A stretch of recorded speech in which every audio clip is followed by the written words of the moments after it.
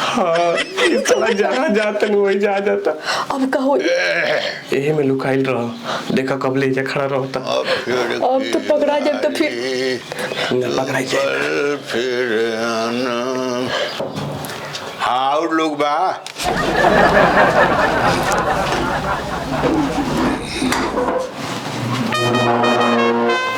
प्रणाम। प्रणाम प्रणाम।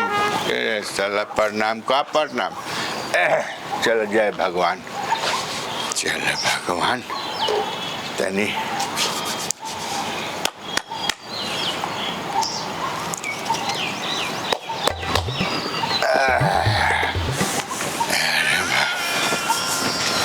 अरे माई ओ माई, माई बाप, अरे साला लेडीज जेंट्स से के में बका आए आउट के उन्हें खेलू ना। अरे बाप ओ बाप, कौनो लागल रहा देख के तो सटक गइल। अब तब तो पता न केने गई तो माटी हो गई साला।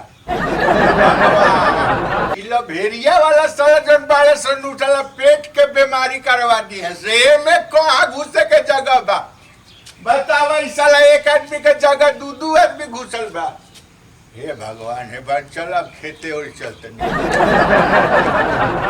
ये बुढ़वा ना हमन के प्यार के दुश्मन बन गइल बाटे। तो बहुत ज्यादा का करे मन तो करला के बको का करी थी बुढ़वा के। हमरा लगे उपाय बा। उपाय? हाँ का? ये उपाय वाला कार तू ही कह सकेलू। हम को सके ना? हाँ का बताओ। समझ में आइल? कल हमने के डन कर दिया। चल के चला। खरी 25 किलो आ कुटी ई गैया खाली खाती है माल।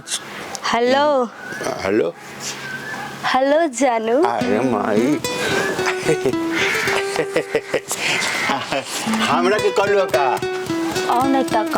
अरे माई हम सपना नहीं खिन देखत ना हकीकत है, चीटी काट के देखी दुखाता। अरे माई हम अपनों के काट के देखत नहीं।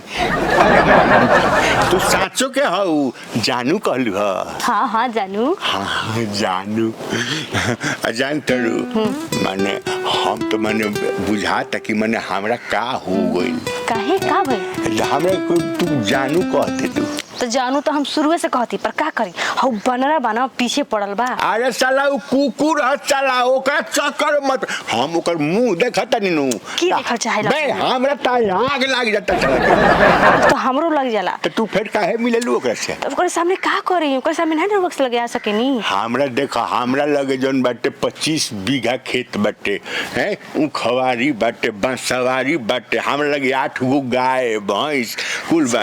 एगो कोना खाली तारा पर खाली दे देवनु तो राजा हो जीबू। और साला बड़े रखे लगे का बाटे तो लिख दी ना 2-4 कट्ठा हमारे नामे। तो हमरा पर ध्यान देबू तब नु। एकदम ध्यान दे। काली 11 बजे आए काली 11 बजे कहीं मिलल जाओ। हाँ हाँ वही वही बसवड़िया के पीछे बा। ओकरा पीछे जौन हो बाटे हाँ हाँ हाँ सही सही। सुन ना तो कल कब बजे? 11 बजे। कान में ने आओ के सुनत होई क्यों दिखाई तो नहीं देते? 11 बजे। हाँ 11 बजे ठीक ठीक। हम आए बे। हाँ ठीक हम इंतजार करब जाओ। अरे जान सपना नहीं देखत रही। अरे साला सचा हुए भगवान ऊपर पड़ो साल है 25 किलो है 20 किलो भाग साला। हे भगवान जातनी एकदम फर्स्ट क्लास रेडी हो के काल के तैयारी में। भगवान भगवान बहुत नहीं बूढ़ऊ के कि माटी लिया दो चूल्हा बना दो कि हम सब धान उसीन दी हैं। मगर बूढ़ऊ के तो कान में एकदम लागत कि ठेपी धूस ले भाई सुनते नहीं खन हाथ ना लकड़ी बा सब सध जाई। गोला तन चाची खुश रहे बबुआ। का कैसे आइल हो? काल चल का कुल करता रही हो? अरे का कहिए बबुआ घर में के सब सामान बिखरल बड़ुए। हाँ, दिखता। बूढ़ऊ तो कुछ नहीं खन सुनत दिन भर का दिन कहाँ गलिए में बिलात रहत रे। एगो बात सुनलू ह? ना ये बबुआ का है चाचा के रहन हमके कुछ ठीक नहीं खेलागत। का कहत रह? हाउ गौवा के प्रियो भी है। हाँ वही के चक्कर चलते इनकर। वही वही के पीछे कई दिन से बना कर हम अपनी आंखी से ना देख लेते तो हम विश्वास ना करते।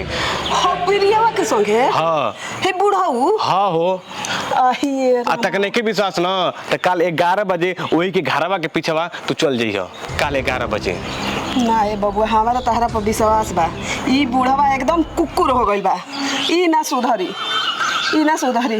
अरे हम तो बबुआ जाना तो खाली अपन लइकन के मुंह देख के बुढ़वा के संगे जिंदगी गुजारत तनी ना तो हम का कही। अरे हमारा बहुत बड़ बड़ अरमान रहे। ठीक है चाची तुम चल तनी कल 11 बजे ओकर घर के पीछेवा ठीक बा। प्रणाम चाची। जा ई बुढ़वा हम अपन जिंदगी है जा काटो तनी गुजारा तनी आ ई बुढ़ाऊ जाके आ लइकिन संगे अपन रंगरेली मनावतन लागत कि हमरो ओकरा संगे भागही के पड़ी। इनकर हम बहुत देखत तनी हम इनका के ना बुखार छोड़े नहीं तो कहियन का कहत रहे। हाँ भी भगवान 11 तो बज गई पता ना अभी ले कहाँ बिया लौकत नहीं के कहीं। अच्छा मान ली रास्ते बेरा है कोई न आवते हुई अरे बड़ा बच बचा के आओ हो बनारस से बच के आवे भाई ये सार के मुंह देख ले बंदर राम के तो मन करे लेकिन लपड़ से मार दी फैट से लेकिन जाए तो अब कोनो दिक्कत नहीं खे आवती हमरा लगे आ गई भी अब उनका सारे के बुझाई मेरे सपनों की रानी कब आएगी।